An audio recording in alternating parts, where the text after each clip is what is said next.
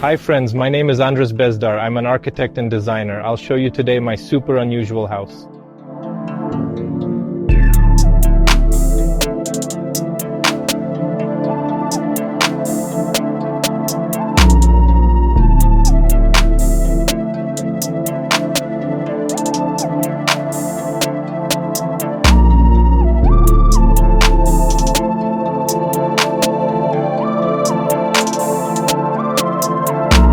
Today I will show you the finished house, its interior, landscape, shared design solutions, and talk about my experience of living in the out of town since I have been living here for 8 months. There is a lot to share.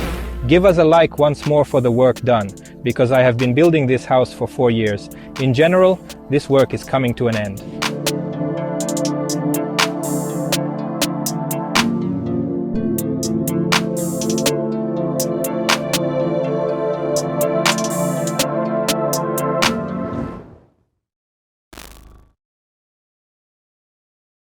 My house is 1,600 square feet, my first try living outside the city to understand what it's like.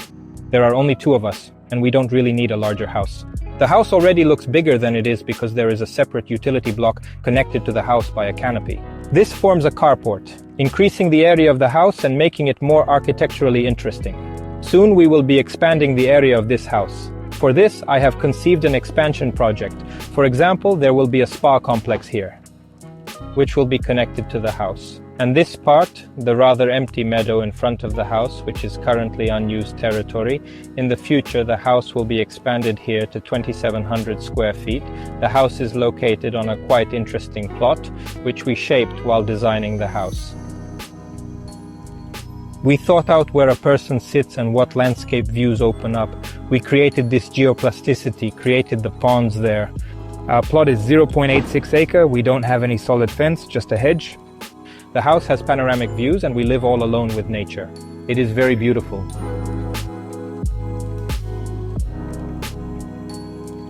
In terms of its constructive system, this is a wooden half-timbered house where 60% of the wall area consists of double-glazed windows. Moreover, these are frameless double-glazed windows connected through a spacer bar with a piece of glass glued to it, and from here we see such a continuous glass surface, which is very beautiful. From the road, the northern facade is solid facing the neighbors and the entrance to the house is located there. This is a half-timbered house with a flat roof, which is quite unusual. Around the perimeter of the roof we made a special tray where we will now plant tall cereal grass. And it will be very beautiful when you drive up to the house. You will see a solid facade made of wooden planks of varying widths with grass on the roof. In the very center of the house I have a tree growing, which is another unusual feature. And along the entire facade, there is a continuous line of trees that were already here.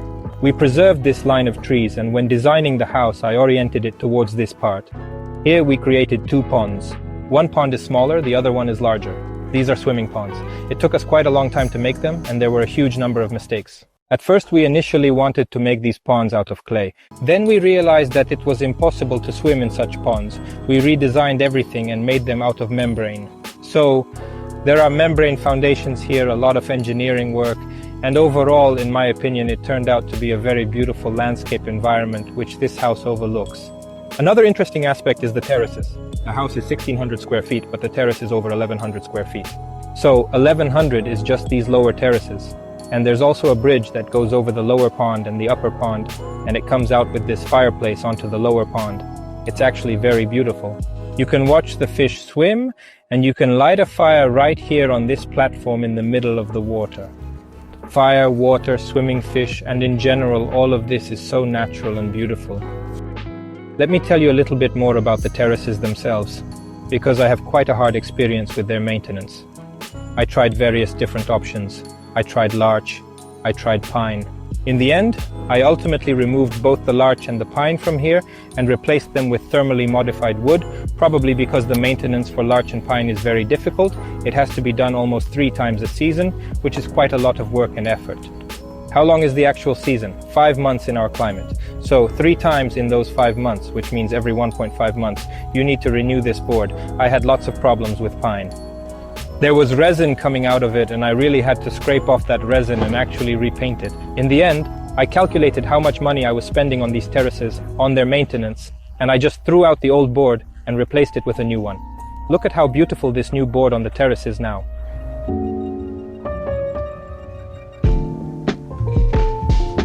This is actually a super ugly terrace. I want it to be nice and even. This type of wood changes its linear dimensions by literally 0.04 inch. Just imagine 0.04 inch. It is in very stable wood, and that is its primary advantage. Next, during thermal treatment, the wood loses its polysaccharides. These are substances that attract all kinds of bugs, insects, and generally anything that can live in a regular terrace, but here they never do. That's why this wood is stable. Yes, it also needs some maintenance as it is a natural material. Among living materials, it is the most reliable, yet it requires maintenance once a season. Just apply varnish without any polishing, varnish, oils, impregnations, depending on what you use. In my case, it's oil. Once a season is not much, it's pleasant to do it yourself, and your terrace will always be in good condition. My terrace has two parts. There's the lower terrace and the upper terrace. Here you can have breakfast, lunch, or dinner when there's no scorching sun. As you can see, there's no canopy here. And I didn't want to build it because it would have blocked the view of the beautiful pond. So, having dinner here in cool weather will be just great. The staircase leads directly to the kitchen. It's convenient. The upper terrace is also open now. There are sunbeds there, from which you can go directly down to our beach. And we swim here all the time. It's awesome. You wake up in the morning, go for a swim in the pond, relax on a lounger, gather your thoughts, have a coffee, and head to work. Nevertheless, there is a wooden structure here that includes a sliding sunshade, which will be controlled through a smart home system. Press the button, create some shade, you can put some sofas there and relax on this terrace. The terraces themselves are black in color, and that's probably one of the reasons why resin stood out on this natural pine wooden board. Well, because it heats up a lot, resin is extracted, and resin pockets open up. Cleaning this resin was just useless. It would pop back up in 2 to 3 weeks. And thermally modified wood, of course, doesn't release any resin, but I still left it in black because it's definitely my most preferred color. In my opinion, thermal wood looks the most aesthetically pleasing in this color.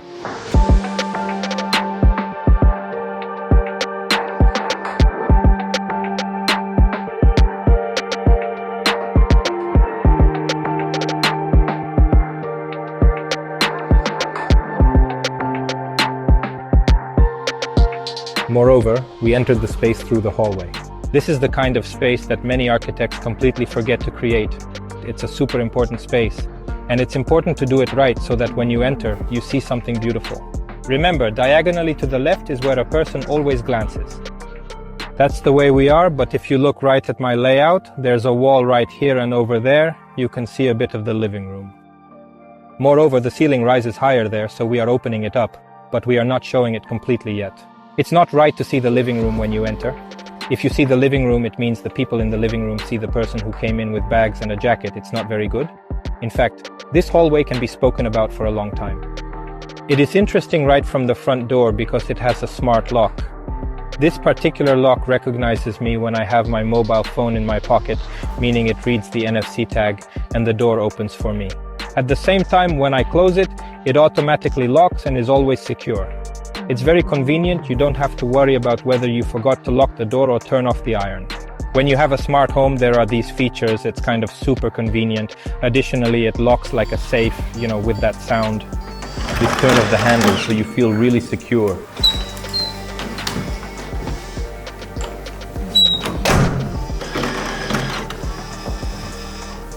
Here we basically have security system. Actually, I might tell you about the smart home system separately sometime, because it's a huge topic that I worked on for a long time, and here we have a really super smart home. But let's talk about the interior now. The main emphasis probably that we see when we come in here is this tree.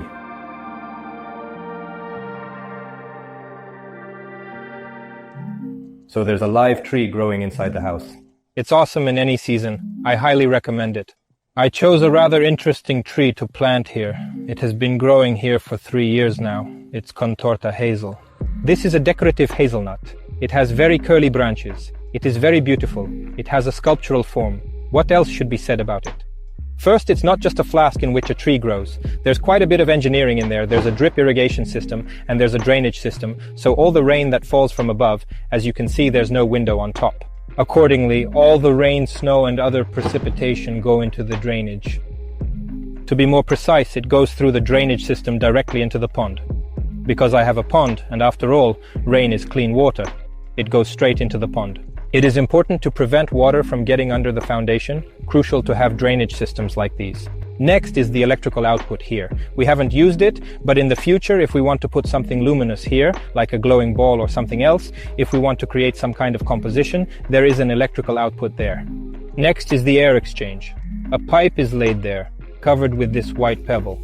And in general, the pipe, due to the pressure difference, creates an air exchange in this flask so that the air moves here, doesn't stagnate, and the tree can grow. These are basic things, but they must be taken into account. What didn't I foresee? Now I realize that it would have been right to make it twice as big. The reason for this is that the house is very warm. In the cold winter months, when it's freezing outside, this house effectively warms the interior with its heat through the large, energy-efficient windows. And the tree, due to the size of this atrium, also gets warmed up. I would make this atrium bigger. I would make it about twice as big now. And I would suggest you make the door from inside the building. My entrance is only from the outside. And that's because if we had actually put a door here, it would have been a really huge door frame. I mean this thick. And it would have lost this aesthetic, beautiful glass flask, connection with nature, the flow of interior space. All of this would be lost with such a small atrium. There's no need to add a door. But if you are making a large atrium for 2 or 3 trees like a real garden, then of course, make an entrance from the street. We get in here through the roof. I'll upload a video showing it. The gardener climbs in here to clean up the leaves in the autumn. It's done simply, no issues with it at all. But my advice to you is to make it twice as big, it will be even cooler. In this room we have a low ceiling. This is done on purpose. The ceiling here is 6.5 feet. The ceiling in the rooms is 8.4 feet.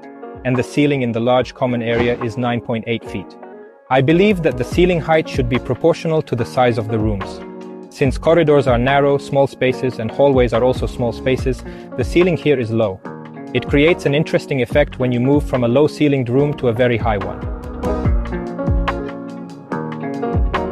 Since the space is small, it is all white, except for the glass and mirror, meaning it has a white ceiling, a white wall, there's a hidden white door.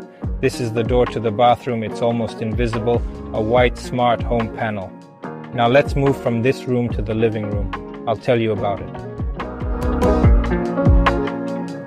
Friends, we are entering the living room. Its area is approximately 780 or 810 square feet. I don't remember exactly. But the thing is, everyone who comes to visit me says it's probably about 970 square feet. It feels like the space is made larger due to the glazing on 3 sides. We see the terrace, we see the lawn. Your eye is going far away, making the space seem very large. It is not big, the ceiling height is greater, and there's this effect I told you about. As soon as we enter, we see a very interesting sofa. It's a panoramic sofa, you can sit on it from all sides. In this part, you can sit right by the fireplace. Moreover, it is on such clips, meaning you can move it aside and sit right by the fireplace. This is a table that can also be moved, creating an interesting atmosphere here.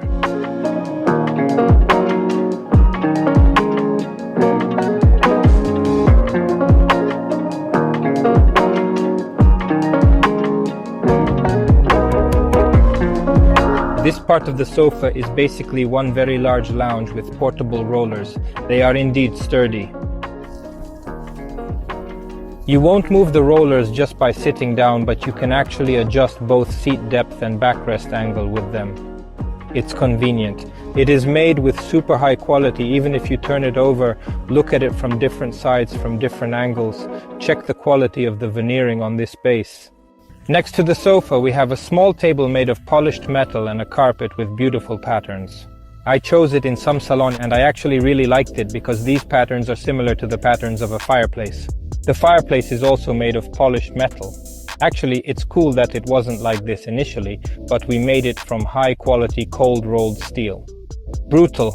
With large stripes transitioning from black to various shades of gray, it seemed too brutish to me.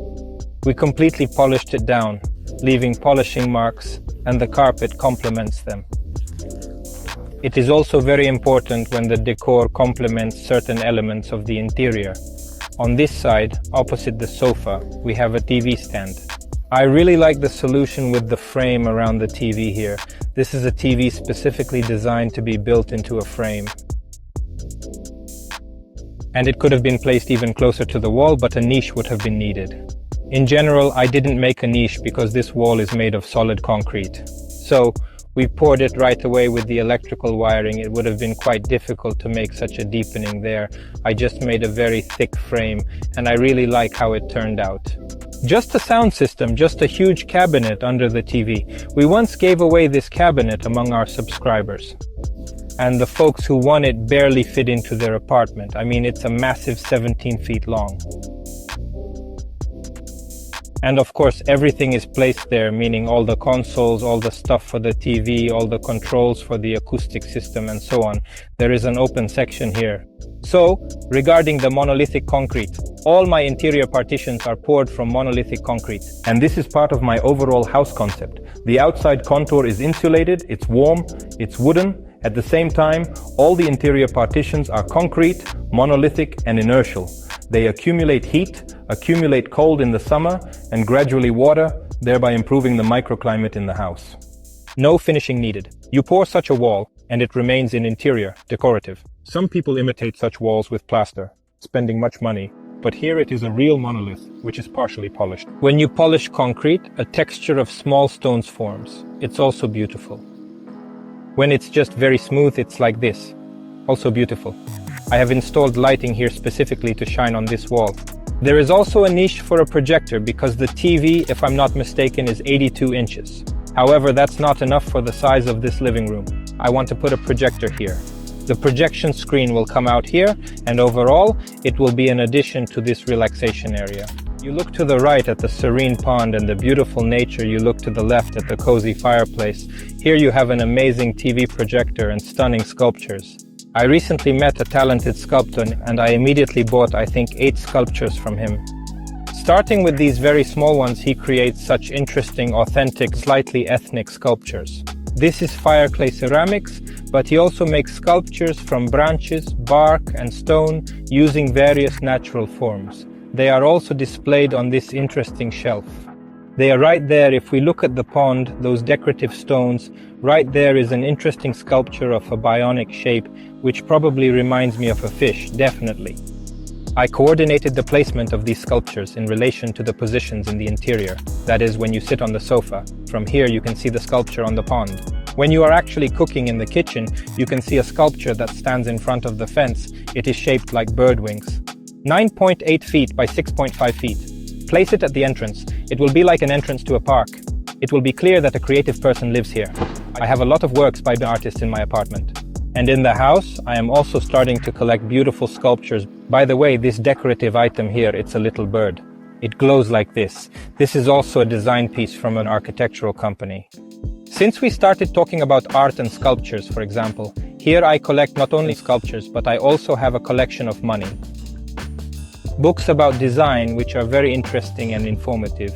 These are the books that I study design from. Collection of bare brick. There are 4 of them, indicating this is just the beginning of the collection. The shelf is quite interesting. It is made of polished metal, which matches the fireplace and this table. The base is made of particle board. No one would definitely say that this is particle board, because if we look, we see polished metal and 2 thin lines. Actually, it's a kind of edge, a peculiar edge for particle board. It makes it look really expensive. That is, it visually appears very costly. Actually, it's quite inexpensive. The base is just a sheet of polished metal, and the body is made of particle board with this very interesting edge. Note to self: a good solution doesn't always cost a fortune. Friends, let me share a bit more of my experience.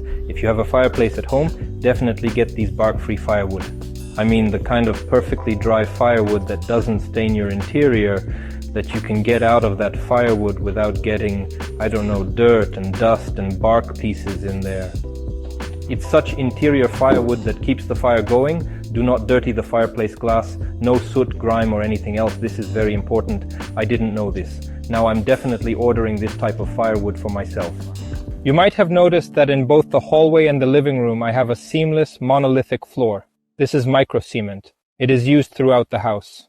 It's even in the shower, it's even in the bathroom. I don't have any tiles, there's no tiles, Absolutely no tiles. It's awesome. I'm proud that I have only one door and absolutely no tiles. Microcement is resistant to moisture. Walking here in heels is fine. If it is covered with good varnish, epoxy, another layer of varnish, so properly sealed, then it is practically a timeless floor. Even if it definitely gets some scratches, it will still look cool because it has that handcrafted natural vibe. In such a large area, of course, there are thermal seams, and they are visible here. This thermal seam is the joint of the floor to prevent cracks. We specifically chose places where it could be done, usually along the lines of the rooms, but these seams are practically invisible. Moreover, I have a wooden ceiling, which is also unusual. Usually people have a concrete ceiling and a wooden floor, like parquet. In my case, it's the opposite. The floor is concrete and the ceiling is wooden. Why did I do it this way? Firstly, this is a continuation of the wooden house's style. We see concrete partitions up to the level of 8.2 feet, which transit into the floor. From here, we see a wooden bar that transitions into a wooden ceiling. Actually, this kind of transition from interior to exterior is truly beautiful.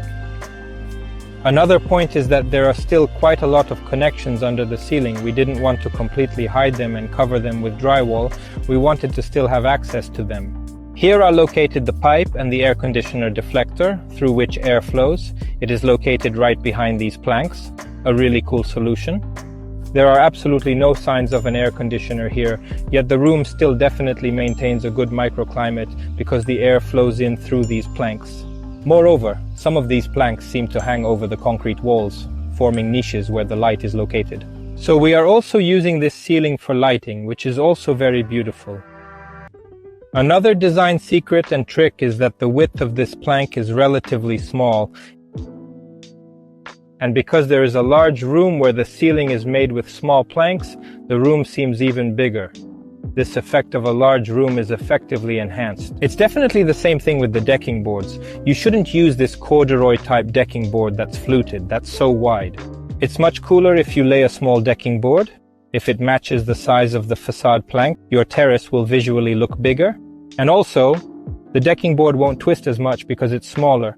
The wider the board, the more it twists. This becomes obvious over time. Such a board lasts longer and looks beautiful. Its size matches the size of the facade. And this same concept is repeated in the interior, where everything is made with small planks. I will tell you about the kitchen. Now I will just say that it is an island type. And this is important because when you are cooking, you can interact with those in the living and dining room, and you are not turned away towards the wall. And it wouldn't have worked out in an entirely different manner here, because the entire room is made of glass. The only solid wall we have is in this particular part, and we placed all the appliances here. So, there are 2 modern refrigerators, a microwave, an oven, a dishwasher, and 2 large freezers at the bottom. So, this entire segment is all about appliances. Actually, it's very convenient. Here we have glasses for all occasions in life. On that side we have a wine bar. Overall, it's a pretty interesting kitchen pillar and a huge island. The length of this island is more than 16 feet. It's about 18, approximately 18. Here too are some interesting artworks. This particular stone, it perfectly complements this kitchen with its minimalist design. The kitchen is very interesting because its quartz stone surface transitions into polished metal. So, as you can see, my favorite material is polished metal. I actually have it in this kitchen appliance Nef. It's an Italian brand. This is a teppanyaki type. If you've ever been to a seafood restaurant where the seafood is prepared like seafood bar and such, they have these very large griddles where they cook right on them. So you don't need a frying pan here, you can cook directly on this surface. It's a kind of grill for seafood. Here we have an Elica extractor hood, an expensive Italian extractor. Actually, I'm not very satisfied with how it extracts because it only works well with these 2 burners. From here, not all the steam goes into the exhaust, which, in my opinion, is not right. We've gotten used to cooking this way.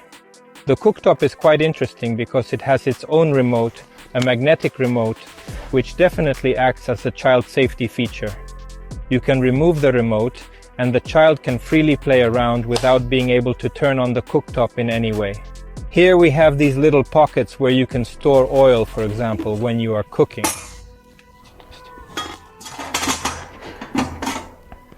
It's quite an unusual kitchen. On one hand, it's indeed very beautifully designed, and on the other hand, it somewhat resembles a professional kitchen with polished metal and these cooking pockets. And one more piece of advice. Since I promised to share my experience and give some useful tips, make these tables where you can place teapots, coffee machines, and other items and appliances that wouldn't look very nice on a kitchen island combined with the living room. So, when we enter the living room, we don't want to see the toaster and other kitchen appliances. For this, there is a separate table, also made of polished metal, with its own outlet. I call this a tea table because I have many types of tea here, and when guests come over, we can prepare something here. A huge table for 6 people. It's very interesting because it has a veneered top, a solid wood countertop, and legs. Everything is chosen to look solid. I was inspired by the tables you see in an Apple store. When you visit a cool Apple store, there are very beautiful wooden tables. Very simple, minimalistic shape. Why did I make it out of solid wood? Because when you clean the floor, you can definitely damage the veneer here, and solid wood is more resistant to these impacts. At the same time, if the countertop is made of solid wood, it is glued from slats. This is very colorful and not minimalistic in the interior, so we made it from veneer. About the drapes. As you can see, these particular drapes have even folds, but they are just regular fabric drapes. These are not roller blinds, as many people use in modern houses. Why did I make this decision? When we take roller blinds and close them in the evening, they close with a flat surface, right? When it's dark outside the window, they literally look like a wall, just like a solid black wall. And when I imagined that in the evening it would be a black box, I felt discomfort actually. So, I changed that decision and removed the roller blinds from the project, and we ordered these fabric house drapes instead. Of course, these drapes have an electric drive because it's practically impossible to walk around and close the drapes by hand. Press one button and they all close. In scenarios like leaving the house, you press a button indicating absence, the curtains close, the door locks, and the lights turn off. In short, this is basically a smart home. We have a separate video about the smart home. Now, let's go and I'll show you my office. Look at this interesting layout. These very beautiful and solid concrete walls divide the space. Over there is the entrance to the primary bedroom, and here is the entrance to the office. This atrium with the tree also divides the space. It's not divided into rooms as usual, where rooms are little boxes in the layout, and hallways are elongated rectangles. There's nothing like that here. Here the space is more open. I actually enjoy it. At the same time, there's a niche here to install a door. So far, it hasn't been necessary, and the office is just kind of an isolated part of the overall open space. The office is white, and this is important as in architecture. It's crucial to focus on the object, not the room's design. So, the office is very simple, and its main feature is this view. When we just walk in and look out the window which opens, we see an amazing pond. Please excuse me for praising this landscape design, but I would strongly recommend designing the landscape and interior together to create these visual interconnections, to create feelings, because when you live in a house, it's not about how much your furniture costs or how many square feet the house is. It's about the feeling you get, the experience you have when you move from one room to another. This is super important. And as we walk along, we see the tree, we see the pond, and then we pass by, we sit down, and we see a computer. So, it's absolutely very convenient to get into work mode this way. Our style is so-called natural minimalism. And this beautiful nature that surrounds us here, it allows us to create amazing projects. The only thing to say here is that this is a workspace for 2 people. You can sit on one side, and you can sit on the other side. A huge table. This is how the wires run through it. I mean, everything here is quite simple and prosaic, and it's just a good place to work. On this side, there's a cabinet. Above the locker, we can see a grid for the air conditioner. It is hidden in a niche, the poster I bought from the Design Museum in Copenhagen. All the modernist chairs here are depicted. Above the table, there is a pendant light. So the light in the niche is the main light that fills the space, but there is also directed light for work. I actually designed this lamp as well, just like most of the interior items here. All the built-in furniture, such as the sofa, the table, and the lamp. So a lot of items, 90% were actually designed by me. The drapes, again, are the same very nice drapes. Unfortunately, our cat sometimes makes rips in these drapes. That's definitely a disadvantage. By the way, our cat is also a part of the interior. We specifically chose him to match the color scheme of the decor.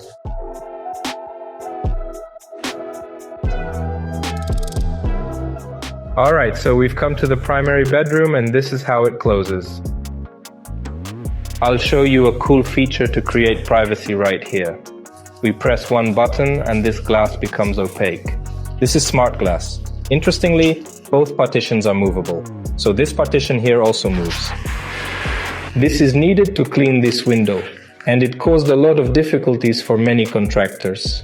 Almost no one could make two sliding partitions, both with the smart glass function. Here, everything works perfectly, and just look at how well it closes. I mean, we can throw it quite hard. It will get there safely. Same goes for sure for the way back. Why did I install this absolutely expensive system here? The thing is, this is the bathroom block, so we enter directly into the bathroom. And you say it's strange it's not done this way. Usually you enter the wardrobe area or the bedroom area, but not the bathroom. This is the pre-bedroom area, so there's a vanity table here, and here are various different things and items for a woman. Here is the sink, and all these things in the bathroom that should be hidden, like the toilet for example, are actually behind a separate door in the bathroom. So it's actually a separate bathroom. Or look at this shower. See how huge the shower is. And note that there are no tiles here. There's a concrete wall that's smoothly polished. They are all completely hidden behind this tinted black glass. And we just enter pre-bedroom area. I really like this layout structure because in the evening you come in, brush your teeth, walk through the dressing room, take off your clothes, and go to bed. In the early morning, you wake up, get dressed, wash up, and then step into the house. So, this is a quite logical and natural typology of rooms along the way. It's important to hide the bathroom, to hide the shower, things that need to be hidden. At the same time, the smart glass allows you to visually separate this area from the rest of the house if guests come over and you don't want to be seen. Very convenient. And when you wash your face in the morning, you look at a very beautiful tree. This is our natural minimalism, our style. It looks great. What does this area consist of? In fact, these are two hanging stands with glass in between. They are cantilevered, meaning they have no pillars. I've already told about this wall. It's very complex. To make this wall, we had to install metal inserts racks. Mount the cantilevered stand on brackets. It's made of stone. Overall, it turned out quite interesting. At the same time, this is a warm wall. In my house, heating is from underfloor heating and warm walls. There are pipes for the warm wall here. And there is a convection output for heat. This gap here, the mirror doesn't quite reach this niche where the light is built in. Look, this is just how it lights up and warm air comes out from there. Why is this good? So, there are no heating devices. Instead, there's underfloor heating and a heated wall. The mirror sweats less because there's a heater right behind it. The electrical system is built in here. Over there I have things like my toothbrush charging, for example. There's a trimmer. And all these various devices in my section are on charge because the electrical outlets are right inside these dividers. I highly suggest do this kind of thing in the bathroom, and I strongly advise adding lighting in all kitchen cabinets and wardrobe closets, so in the evening you can just open a cabinet and it will be lit up without turning on the main light. This is the kind of stuff that when you've lived it, you gain experience and can advise clients. That's why I'm building a house, to gain a lot more experience and also be able to advise my clients on useful things. Let's move on. The wardrobe is quite small. It's interesting how the lighting is done here. We see the ceiling drop, the light in the niches, the light is warm, which is 3000 kelvins. I have light everywhere at 2700, 3000 kelvins. It also reflects here from the plywood niche and gives a warm, filling light. At the same time, the wardrobe cabinets also have lighting. They have various pull-out storage systems here and incredibly beautiful glass cabinets in thin frame. On both sides there are glass cabinets. This cabinet is completely transparent so that light can pass through it, meaning it doesn't take up space. A mirror on both sides, that's my idea, so there's this recursion effect, a mirror on this side, a mirror on that side. Often, how do they make a wardrobe? It's like a closet, a wall, you walk in, put something on, but you can't really see yourself because it's narrow. And here it's spacious, there's a lot of room, and it's comfortable. And when you walk in, it's also comfortable. On the other hand, my bedroom is small, not much space in the bedroom. I did this on purpose. You know, some people make their bedrooms 540 square feet.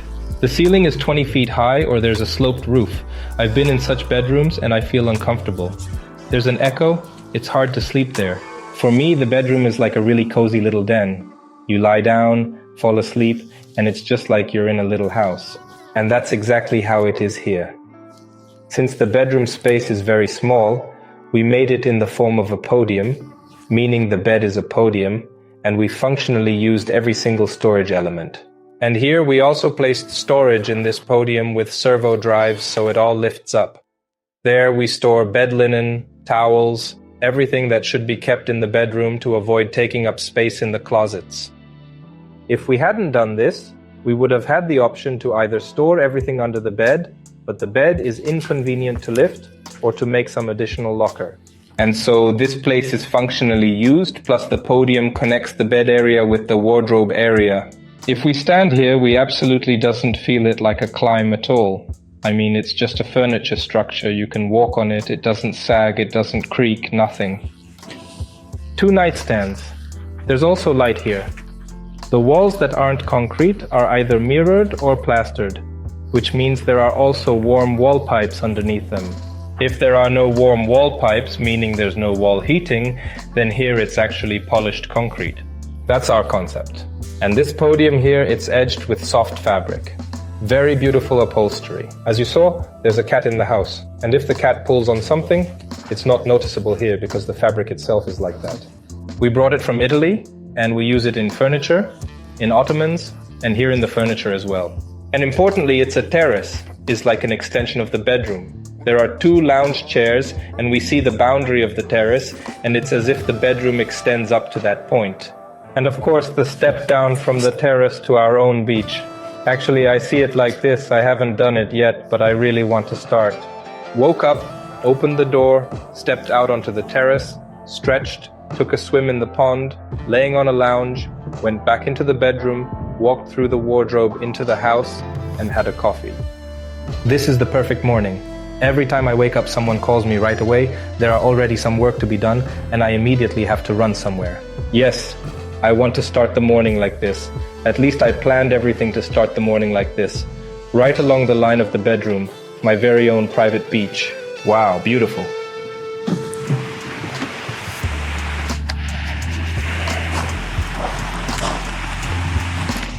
Look, friends, this hill, we completely formed it, meaning this hill didn't exist before.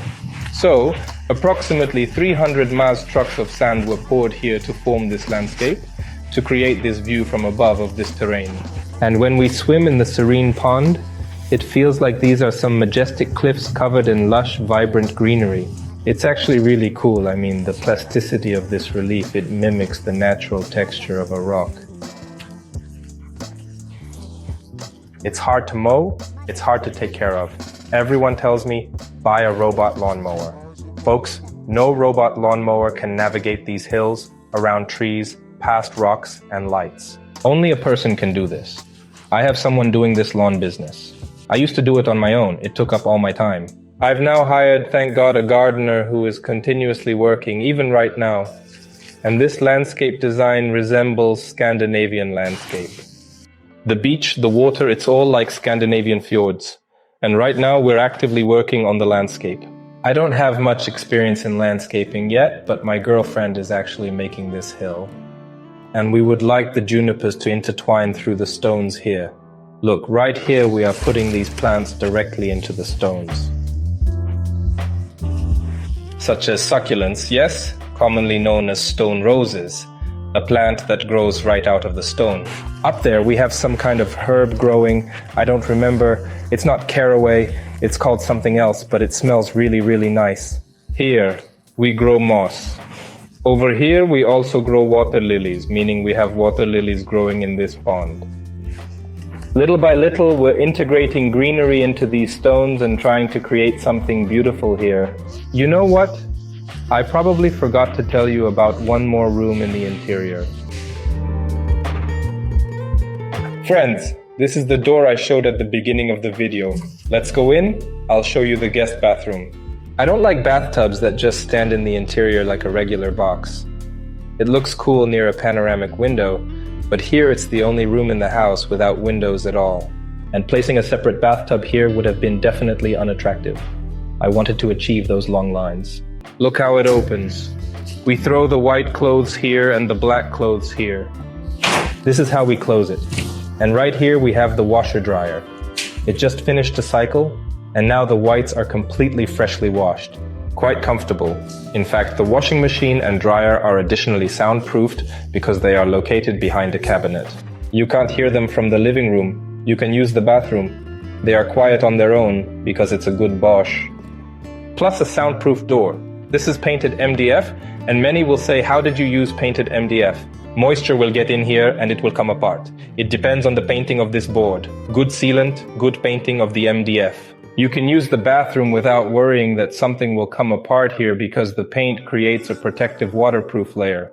Here is a small filler that is needed to hide this partition.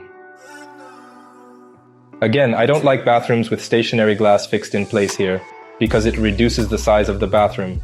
And in the bathroom you want some size, and this glass it really hides in here. This is how it moves back. Quite easily. There, we just moved it a bit. You can take a shower if you need to, because this will be the children's bathroom in the future when part of the house is built over there. And you can also just simply lie in the bathtub, relaxing with no glass in your way. A quite comfortable story. Here we left parts of the concrete walls. So, this is a concrete wall, and this is a concrete wall. Look at how beautiful the outlets are against the concrete wall. A smart home switch is installed here. All of this is in one color. Polished metal, or more precisely anodized metal, which matches the built-in mixer. Against the backdrop of the polished concrete wall, it looks great. The only problem with concrete walls is that they are a bit uneven, so the shelves need to be custom-made to fit the curvature of these walls, because making a perfectly flat concrete wall is kind of impossible.